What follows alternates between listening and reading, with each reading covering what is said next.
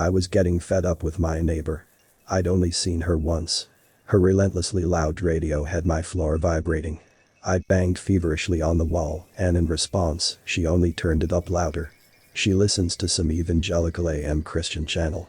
I'm now an agnostic who could recite scripture more accurately than a devout Baptist. One night, I had to get to bed early for a 6:30 a.m. Zoom meeting, and I'd had enough. I stomped out of my apartment and angrily rapped my fist on her door. The radio went up another few notches before I began literally kicking her door down. In this moment, the girl living across the hall from me opened her door in her pajamas, wiping her eyes ahead of a dark living room, obviously awakened from her slumber, brows furrowed with disdain. God, she began. I thought maybe she was angry with me, but then she continued with, it never ends with her. Just as I was about to respond, I heard the clicking of the doorknob behind me. The girl across the hall's look of horror said all I needed to know. When I turned to look at the woman, I was in shock.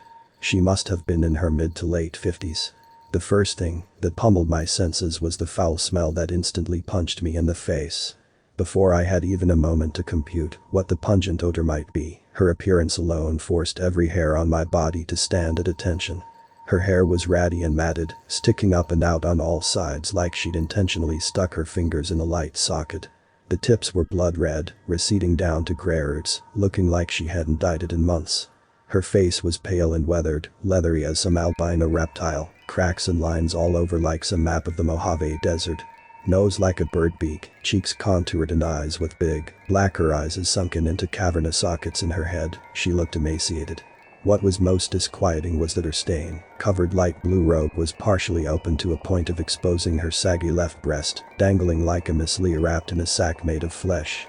In her long, bony fingers was a long cigarette, 3/4 of the way smoked, but the ashes not flicked.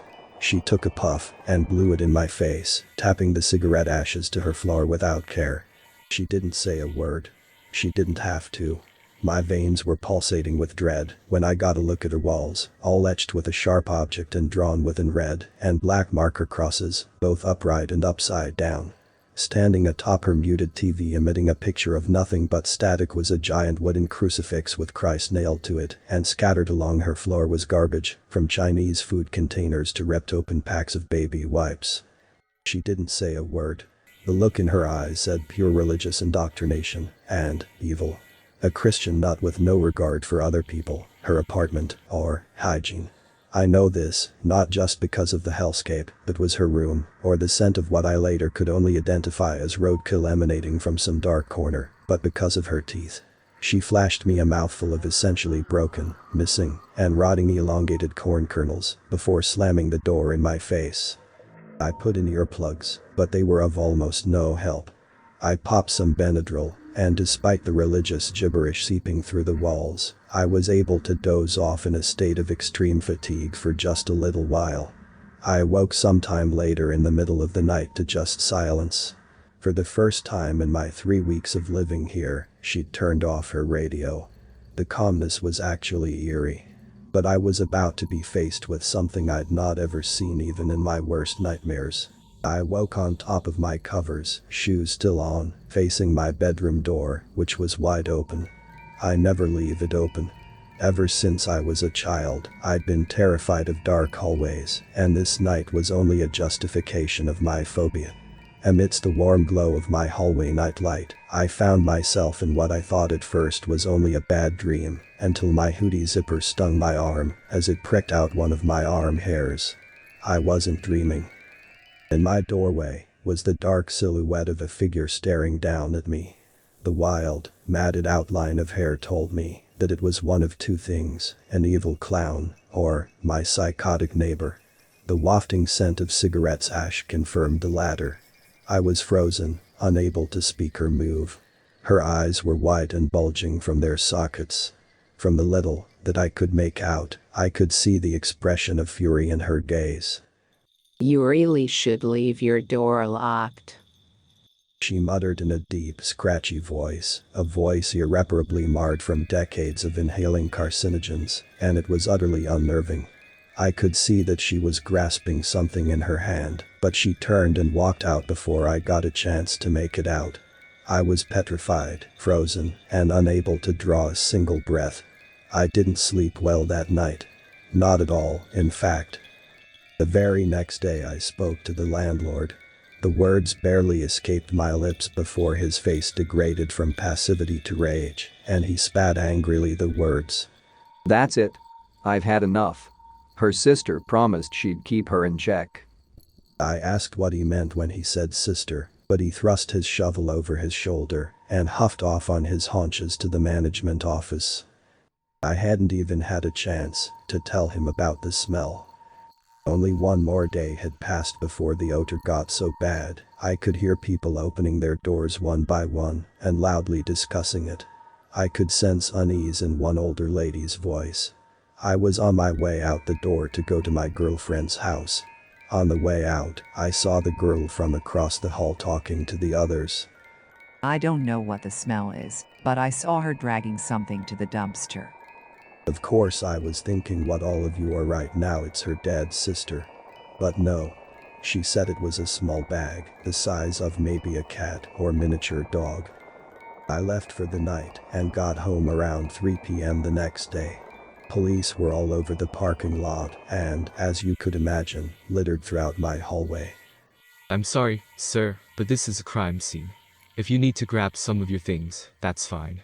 But for the next few hours, we need you to find somewhere else to go. I came home later that night to find her room covered in police tape and a small gathering of residents congregating in the hallway. I immediately joined them, and what I found out was utterly nightmarish. The police were called on her after she'd dragged another stinking garbage bag to the dumpster, so a neighbor named Joy's husband William went out there with gloves and ripped into it. In the bag, he discovered a hand. He didn't look further. It turns out, the woman, named Lois, was a violent schizophrenic. She had lived with her sister, but she died one night, apparently in her sleep. Lois, speaking fast like a meth fiend, was heard explaining to police that she didn't have anywhere to bury her, so she cut her to pieces with a variety of knives and a box cutter after having a vigil in the grace of God for her sister in her living room. She said she hadn't let anyone know because she didn't want her sister to leave. I still don't know why she was placed in handcuffs, but I presume it's because of her mental illness and she was being transported to a mental hospital. Though, I wonder if it was for something else. Maybe her sister hadn't just died in her sleep. Why do I think this?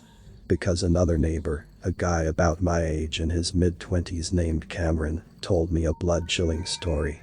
He said that one night, a few weeks ago, he was watching TV with his fiancée when all of a sudden he heard a noise. The floor of his living room creaking behind him. He turned around to find Lois standing in their doorway, brandishing an open box cutter. And what she said, I'll never forget. You shouldn't leave your door unlocked. You never know who might live next to you before turning and walking out. Now I know what she had in her hand the night she visited me. He called police, and they said they couldn't just knock on her door and arrest her, but if she ever leaves her apartment, they could. I'm not sure how much they needed to clean in her apartment, but it was 2 months before I got another neighbor. An elderly couple. Now, it's quieter. And my door is always locked, but still, in my nightmares, it never is.